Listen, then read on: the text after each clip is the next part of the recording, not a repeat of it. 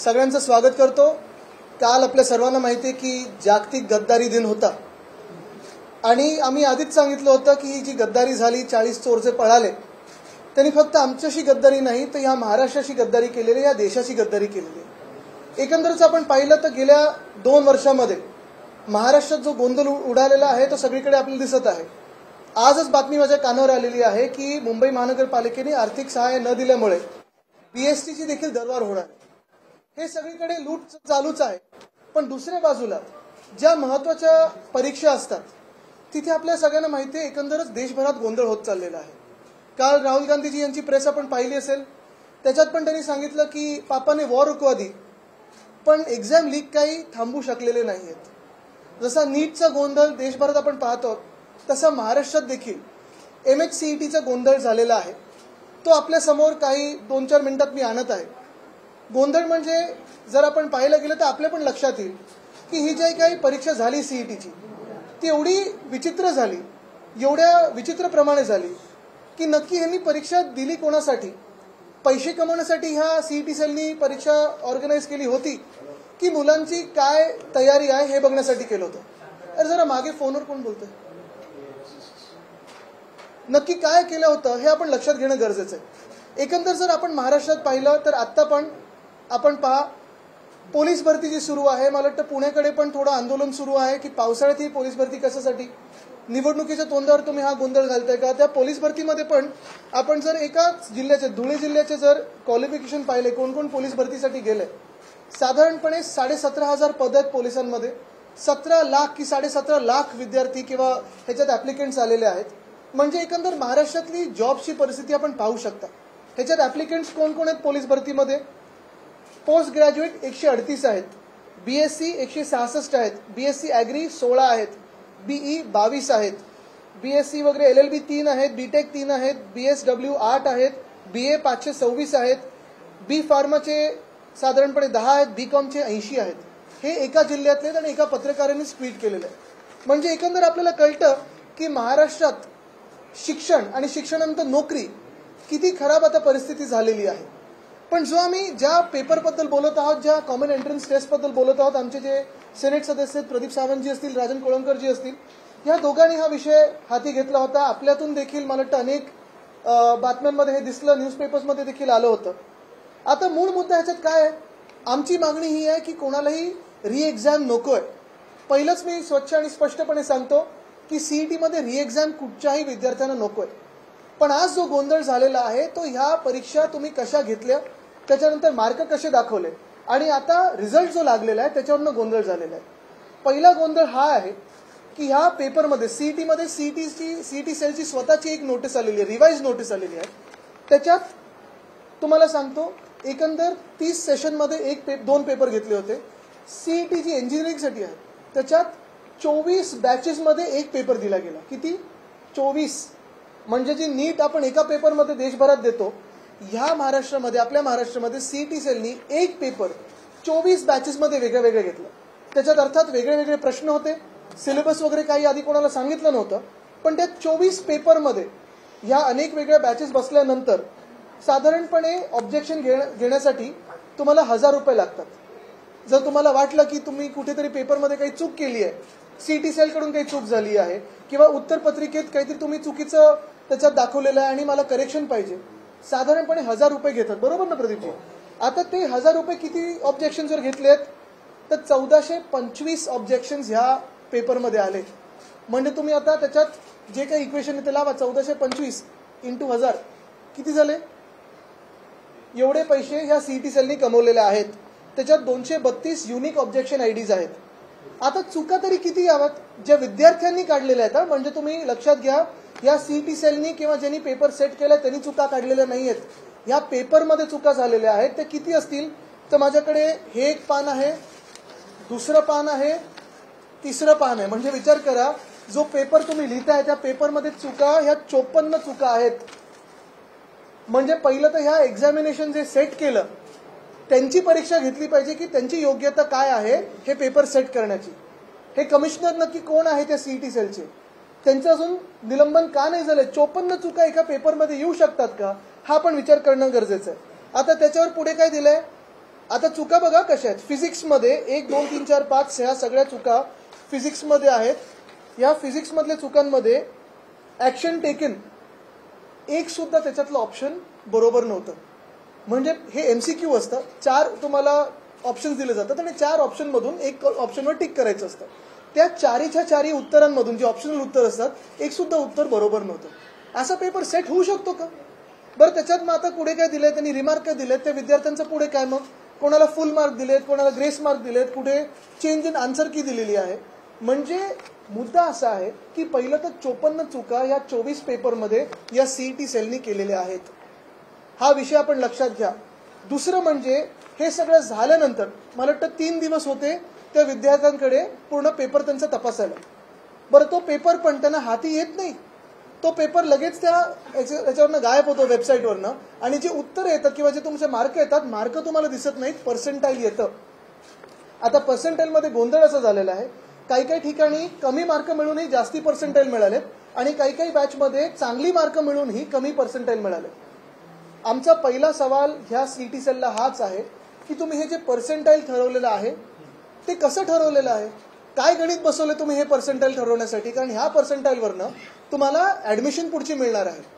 तर ते पर्सेंटाईल तुम्ही ठरवले काय इक्वेशन आहे हे तुम्ही सगळ्या विद्यार्थ्यांना बोलवा, आम्हाला पण बोलू नका. जनता दरबार घ्या, पाहिजे तर मंत्र्यांनी जनता दरबार घ्यावा, मंत्र्यांचा याच्यात इंटरेस्ट असला तर, आणि त्यांनी जनता दरबार घेऊन विद्यार्थ्यांना दाखवावं की हे पर्सेंटाईल कसं ठरवलेलं आहे. उत्तर एक जे प्रदीपजी आणि राजनजींना आलं ते उत्तर असं होतं जे CET सेलकडून आलं, जेव्हा त्यांनी परवा तोंडी चर्चा केली, की काही काही पेपर कठीण होते आणि काही काही पेपर सोपे होते. म्हणजे तुम्ही विचार करा, एकच पेपरची एंट्रन्स टेस्ट 24 बॅचमध्ये वेगळी घेतली. आता हे कठीण पेपर होते की सोपे पेपर होते हे कोणी ठरवलं? म्हणजे काही काही एका बॅचमध्ये हुशार विद्यार्थी असतील आणि सगळ्यांनाच पेपरमध्ये चांगले मार्क मिळाले, तो सोपा पेपर झाला का? कठीण पेपर आणि सोपा पेपर सेट कोण करतं हा दुसरा विषय आहे. तिसरा विषय आहे की ह्या 24 बॅचमधून अजूनही टॉपर कोण हे कोणालाच माहिती नाहीये. खरं तर पर्सेंटाईलची गरजच नाहीये. मुळात जर तुम्ही आन्सर शीट जसं सगळ्या विद्यापीठांमध्ये मिळतं, काही ठराविक पैसे दिले की ते आन्सर शीट मिळतं, असं आन्सर शीट ह्या पेपरमध्ये का नाही मिळत आहे? ह्याच्यात काही नॅशनल सिक्युरिटी थ्रेट आहे का, न्यूक्लिअर बॉम्ब वगैरे रसायन आहे का ह्याच्यात, की आम्ही आता आन्सर शीट देऊच नाही शकत? तुम्हीच दिलेलं उत्तर आहे नाही, मग तुम्ही आन्सर शीट का नाही देऊ शकत आहे? बरं, प्रत्येक बॅचमध्ये या 24च्या बॅचमध्ये तुम्ही कोणाला किती मार्क मिळाले ते दाखवा. ते दाखवायला तयार नाही, आन्सर शीट दाखवायला तयार नाही, पर्सेंटाईल काढले कसे दाखवायला तयार नाही. पण तुम्ही सांगताय की काही काही पेपर कठीण होते, काही काही पेपर सोपे होते. पारदर्शकता ह्याच्यात का नाहीये ह्याचा प्रश्न आज सगळे विद्यार्थी करत आहेत. आणि मग मूळ मुद्दा हाच येतो की ही एक्झाम मध्ये मेरिट आहे की नाहीये, नक्की ह्याच्यात तुम्ही काय साधत आहात, तुम्ही पर्सेंटाईल मधून नक्की काय साधलं आहे, हे जे उच्च शिक्षण मंत्री आहेत त्यांनी आम्हाला उत्तर द्यावं. कारण त्यांचं जे भाजपचे मंत्री आहेत आपण पाहत आहे त्यांना त्यांच्या खात्यात इंटरेस्ट नसतोच. आता रेल्वे मंत्र्यांना महाराष्ट्राचे प्रभारी केलेत, पर्यावरण मंत्र्यांना महाराष्ट्राचे प्रभारी केलेत, आता इकडचे जे मंत्री आहेत कुठच्या दुसऱ्या निवडणुकीत प्रभारी आहेत का आम्हाला माहिती नाही. पण एकंदर जर आपण पाहिलं तर मिंदे सरकार असेल, भाजप सरकार असेल, ह्यांनी देशाच्या विद्यार्थ्यांचं वाटोळच करायचं हे ठरवल्यानंतर हे असं सगळं लोकांसमोर यायला लागतं. आता काही काही आमच्याकडे आन्सर शीट आहेत, आम्ही त्या दाखवू शकतो आणि दाखवायच्या देखील नाहीत कारण त्याच्यावर काही विद्यार्थ्यांची नावं वगैरे आहेत. पण 0.7 ह्याला जास्ती पर्सेंटाईल मिळाले, 6.5 ह्याला कमी पर्सेंटाईल मिळाले. हा अर्थ काय याच्यात? आमची मागणी हीच आहे की ह्या पूर्ण प्रक्रियेत पारदर्शकता यावी, जे मार्क आहेत ते दाखवावेत, आन्सर शीट द्यावेत आणि जे टॉपर आहेत ते दाखवावेत. पर्सेंटाईलची गरजच नाहीये. सोल्युशन एकच आहे, जसं मी सांगितलं की जी आता एक तर 54 जी चुका झालेल्या आहेत, प्रत्येक ऑब्जेक्शन जे रेज झालेले 1425 ऑब्जेक्शन जे असतील, योग्य असतील किंवा अयोग्य असतील, त्याचे पैसे त्यांनी विद्यार्थ्यांना परत द्यावे. 1000 रुपये त्यांनी काढलेले त्याच्यातून. हा स्कॅम पण असू शकतो की जास्तीत जास्त चुका CET सेलकडून व्हाव्यात म्हणजे ऑब्जेक्शन होतील, ऑब्जेक्शन झाले की त्या CET सेलची जी एजन्सी आहे त्यांना पैसे मिळतील 1000. आता तुम्ही बघा ना, 1425 चुका आणि इंटू 1000 केलं तर किती पैसे होतात. आता हा एक विषय झाला. दुसरं सोल्युशन हे आहे की प्रत्येक पेपरचं तुम्ही मार्क जाहीर करा ना, आन्सर शीट द्या तुम्ही. जर विद्यार्थ्यांसाठी 3 दिवस तुम्ही ओपन ठेवली होती आन्सर शीट, मग कोणी स्क्रीनशॉट काढला तर त्याच्यावरही त्यांनी ऑब्जेक्शन घेतले की तुम्ही स्क्रीनशॉट काढलाच कसा, काय नक्की तुम्हाला लपवायचा प्रयत्न आहे ह्याच्यातून. पुढच्या वर्षी एक बॅच झाली पाहिजे, पुढच्या वर्षीपासून एक पेपर झाला पाहिजे आणि ते आम्ही आमचं सरकार आल्यानंतर करू. आमचं सरकार ह्या ऑक्टोबर-नोव्हेंबरमध्ये बसल्यानंतर आम्ही करू. दुसरी गोष्ट मी आत्तापासून सांगतो की पारदर्शकता आत्तापासून आली पाहिजे, ह्याच्यावर चौकशी लागली पाहिजे आणि जे कमिशनर आहेत ते सस्पेंड झाले पाहिजेत. देशभरापासून ते राज्यभरापर्यंत शैक्षणिक बाबतचा जो काही गोंधळाची मालिका आहे ती थांबताना दिसतच नाहीये. काय थांबताना दिसतच नाहीये. आपण पहा सगळीकडे जो एक उद्रेक दिसत आहे आपल्याला तो जॉब्सवरून दिसत आहे. मग आरक्षणाची मागणी असो की कुठची असो, ही साधारणपणे आपल्या देशात बेरोजगारी वाढत चालली आहे. रोजगार हवेत, तरुणाई वाढत चाललेली आहे, पण तरुणाईच्या हाताला रोजगार नाहीत. आणि जे आम्ही सतत सांगत आलेलो आहे की आमचं हिंदुत्व हृदयात राम पण हाताला काम आहे. आज आपण बघतोय भाजपच्या हृदयात ना राम आहे, ना खरं बोलत आहेत, ना तरुणांना हाताला काम देत आहेत. आणि मूळ मुद्दा हाच आहे की ह्याच्यावर कुठे ना कुठेतरी मिंदे सरकार बोलणार आहे की नाही, की पुन्हा एकदा आम्हाला आंदोलन करायला लागणार आहे. पोलीस भरतीचा विषय बघा ना, 17,000 पदांसाठी 17 लाख ऍप्लिकेशन येतात. त्याच्यात डी फार्मा वगैरे करणारे लोक आहेत, बी फार्मा करणारे लोक आहेत. आपने जो बताया कि नीट के बारे में जो आपने बताया कि नीट के बारे में क्या कहना है आपका? नीट के जो घोटाला हुआ उसके बारे में? नीट के बारे में तो मुझे लगता है सभी हम लोग कह रहे हैं, इसलिए तो अभी एग्जाम कैंसिल हुई है. वो घोटाला तो है ही, लेकिन अगर आप देखें तो देश में कोई सीरियसनेस नहीं है किसी भी शिक्षण के विषय पे लेने के लिए. कल भी मैं देख रहा था, किसी ने मुझे एक ट्वीट भेजा था कि नालंदा यूनिवर्सिटी का जो अनावरण हुआ उसमें नालंदा इंग्लिश में लिखा था. किसी ने पूछा हिंदी का है. मैंने कहा शुक्र करो कि नालंदा तो नाम लिखा हुआ है. अगर भाजपा की बहुमत की सरकार आती तो एक ही व्यक्ति का फोटो दिखता, नालंदा भी नहीं दिखता.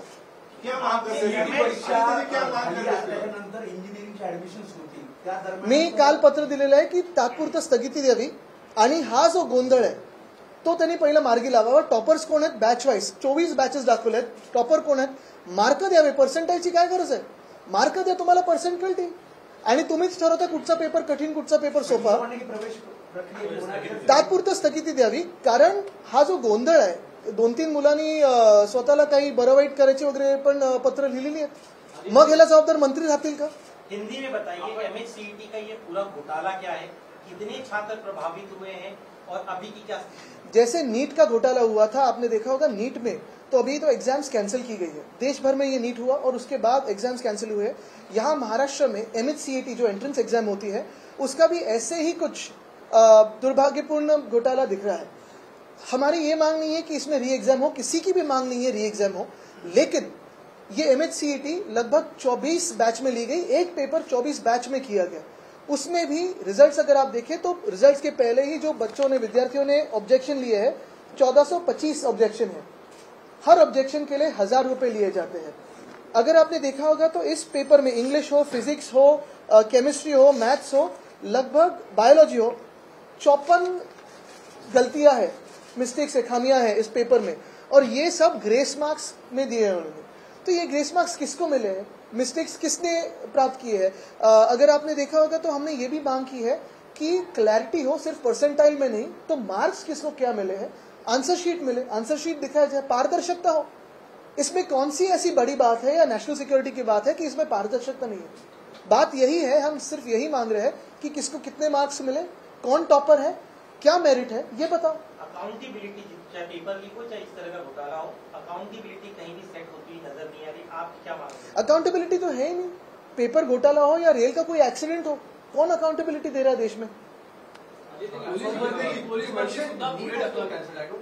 No no, NET not NEET. Police भरती सुद्धा पुढे ढकलावी अशी उमेदवारांची मागणी आहे. ग्राउंड्समध्ये चिखल झालाय, अशा परिस्थितीमध्ये त्यांना मला वाटतं पुण्याकडे आंदोलन पण झालेलं आहे. आणि आपण पाहत असाल पोलीस भरती पण ज्या परिस्थितीत होते, मग ते ईस्टर्न एक्सप्रेस हायवेला होते वगैरे, ही सगळी परिस्थिती एकदमच वाईट असते. कमीत कमी सुविधा दिल्या जातात त्या सगळ्या विद्यार्थ्यांना किंवा तरुण मुला मुलींना. मुद्दा हाच आहे की त्या लोकांचं पण ऐकून घ्यावं. आहे नक्की एक मागणी आहे की आत्ताच भरती व्हावी, दुसरी मागणी आहे की पावसानंतर व्हावी. त्याच्यात योग्य तो मार्ग काढावा. पण तो पण विषय एवढा मोठा आहे. आपण पहा, 17.5 लाख ऍप्लिकेशन 17,000 पदांसाठी आलेले आहेत. आणि ह्याच्यातून नक्की किती लोकांची भरती घेणार आहेत, काय नक्की त्यांना पुढे पद मिळणार आहेत, ही सगळी स्पष्टता आहे. Not uniform. Net UGC net. Election commission असेल, सीईटी परीक्षा असेल, नीट परीक्षा असेल किंवा लोकसभेमध्ये जे काही मतदानाच्या वेळेला झालेला प्रकार असेल, असं नाही वाटत की आता रस्त्यावर उतरायची वेळ नाही. पहिल्यांदा ह्या चुका पाहिल्यानंतर, 54 चुका पाहिल्यानंतर मला वाटलं इलेक्शन कमिशनने हा पेपर घेतला की काय. विद्यापीठाची सिनेट होती, त्यात नोंदणी करण्यात आली होती. ऐन मोमेंटला ती सिनेटची निवडणूक रद्द केली. आता विधान परिषदेच्या ज्या 4 निवडणुका होत्या त्याच्यामध्ये देखील नोंदणीचा घोळ आपल्याकडून नोंदणीचा घोळ मोठा झालेला आहे. काल अनिल देसाई साहेब आणि अनिल परब साहेबांनी सीईओ इलेक्शन कमिशनची भेट घेतली. त्याच्यात देखील मला वाटतं 12,500 नावं कमी केली गेली ज्यांच्याकडे रिसीट आहे. म्हणजे ही सगळी निवडणूक सेटिंगनी चालली आहे का? नीट मामले में एक सवाल है मेरा, ये जो सब घोटाला हुआ में आप क्या न्यायालयीन चौकसी की मांग? हम अभी सीईटी के बारे में बात कर रहे हैं. जो नेट का विषय तो कल राहुल जी ने लिया और वो देश भर में हुआ है. ये महाराष्ट्र सीईटी के बारे में, ये महाराष्ट्र सीईटी की जो हम मांग कर रहे हैं वो स्वच्छ है, स्पष्ट है. हम री एग्जाम की मांग नहीं कर रहे हैं. हम यही कह रहे हैं कि जो मार्क्स मिले हैं विद्यार्थियों को वो आप बताओ क्या कितने मार्क्स हैं, क्योंकि छुपाने में क्या मतलब रखता है. आपके खिलाफ वर्दी से चुनाव लड़ने की तैयारी करें, वो कह रहे हैं कि इस बार आप हारेंगे वर्दी से. ठीक है, शर्ट पहन के. सामाजिक आंदोलन तुम्ही शेवटचं म्हणजे संपवते वाटतं. सामाजिक आंदोलन सुरू आहे. लक्ष्मण आके यांनी देखील ओबीसी आरक्षणासंदर्भात आंदोलन सुरू केलं. शिवसेनेकडे या संदर्भात बघा, एक महत्वाची गोष्ट हीच, मी आत्ता पण हाच विषय घेतला होता की आरक्षणाची पण जी मागणी आहे, महत्वाचं म्हणजे आज जरी कोणालाही दिलं तरी जॉब्स कुठे आहेत, जो आज महाराष्ट्र सरकारने घोळ घातलेला आहे. पोलीस भरती असेल, मग त्याच्या आधी तलाठी भरतीचा विषय होता. 200 मार्काच्या पेपरमध्ये 214 मार्क मिळाले होते. पेपर फुटीचा विषय आहे. सगळे जे उद्योग आपल्या राज्यातून चाललेले आहेत, गुजरातला जर चुकून हे विधानसभा जिंकले तर आपलं मंत्रालय देखील नेतील गुजरातला. मुख्य गोष्ट ही आहे की आज सामाजिक तेढ एवढ्यासाठीच निर्माण होत आहे कारण सामान्य नागरिकाला आज जॉब्स मिळत नाहीत, हाताला काम नाही मिळत. पहिल्याच पावसात तडे गेलेत. अटल सेतूला नवी मुंबईकडे पहिल्याच पावसात तडे गेलेत. कसं पाहता, अजून 6 महिने सुद्धा झाले नाही. मला वाटतं त्या सगळ्या विषयावर मी वेगळं सविस्तरपणे बोलेन कारण आज हा विषय विद्यार्थ्यांचा महत्त्वाचा आपण पाहिलं तर बिहार असेल, उत्तर प्रदेश असेल, हे जातीय राजकारणामुळे मागे राज्य राहिलेलं. आता महाराष्ट्रात देखील जातीय राजकारण पाहायला भेटतं. ओबीसी असेल, मराठा समाज असेल, महाराष्ट्राचा देखील जो प्रगती मार्ग आहे तो कुठेतरी अडथळा निर्माण होईल काय याच्यावर? उत्तर फार टेम्पटिंग आहे पण आज मी देणार नाही कारण आज विषय विद्यार्थ्यांचा आहे. मुख्य गोष्ट ही आहे कारण आजपासून मला वाटतं ऍडमिशन प्रक्रिया सुरू झालेली आहे. आम्ही ह्याच्यात राज्यपालांची पण भेट घेणार आहोत कारण सरकारकडून काहीच अपेक्षा नाही.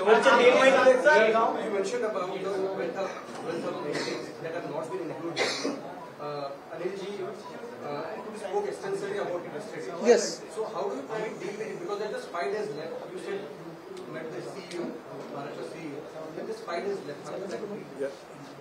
They have, whatever is been brought to their notice, they have taken due note of it, and we have told them also that hardly 4-5 days are left. On 26th, the elections polling will be taking place.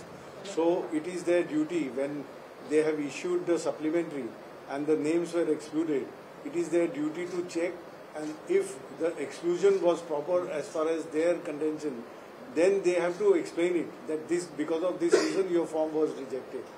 Otherwise, they will have to come out with a fresh supplementary and that will be made known on public address system. Wide publicity should be given that these are the names which have been added so that the concerned voter will exercise his franchise. So that has been शेवटच्या काही महिन्यांमध्ये काम करून काही होत नाही यासाठी आम्ही तुम्हाला बिनशर्त पाठिंबा दिला नव्हता असं अमित ठाकरे म्हणाले. सोडून द्या. पोलीस स्टेशन स्टोन पेंटिंग कुठे? Jalgaon, an angry mob attacked a police station because 6-year-old girl was treated badly. So what would your reaction? मला वाटतं एकंदर आपण पाहिलं असेल महाराष्ट्रात कायदा सुव्यवस्थेची जी परिस्थिती आहे ती एकदमच खराब होत चाललेली आहे. तरी देखील ह्या विषयावर मी थोडी माहिती घेऊन बोलीन कारण मला माहिती नसताना त्याच्यावर बोलायचं नाही. थोडी अजून माहिती घेऊन मी बोलेन. मध्ये एक प्रश्न है कि भाजपा जो सहयोगी है एनडीए ईडीआईटी सीबीआई जेडीयू अच्छा मांग की नीट की परीक्षा पूरी तरह से रद्द की जाए. जो पेपर लीक बिहार से शुरू हुआ है, क्या मुझे लगता है कि उन्होंने काफी सारे मांगे की है. चुनाव के पहले जो मांगे की है, उसके बाद भी जो मांगे की है वो तो है ही, लेकिन मैं सिर्फ उनसे यही कहूंगा जो अनुभव के बोल है, स्पीकर का पद जो है वो एक तो जदयू के पास रखिए, नहीं तो टीडीपी के पास रखिए, नहीं तो आपको री इलेक्शन का भी मौका नहीं मिलेगा. आदित्य जी, नवी मुंबई से तस्वीर सामने आई है जहाँ पर एक बार फिर मराठी बनाम हिंदी की झड़प देखने मिल रही है. एमएनएस से कुछ करता है, जो दुकानदार तो इसलिए पीट रहे हैं क्योंकि वो मराठी नहीं बोल रहा है. मुझे लगता है कि ये सारे विषय मैं बाद में लूंगा क्योंकि आज जो विषय है विद्यार्थियों का है, एमएचसीईटी का विषय है. लाखों विद्यार्थी इसमें अफेक्टेड है और हम सरकार से जवाब अपेक्षित है हमें, क्योंकि ये एडमिशन प्रोसेस आज से शुरू होने जा रही है.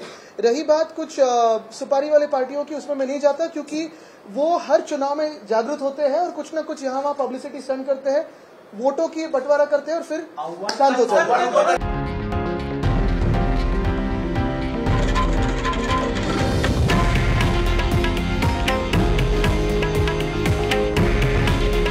हे आहे देशातील नंबर 1 न्यूज नेटवर्क आणि आपण पाहत आहात TV9 मराठी.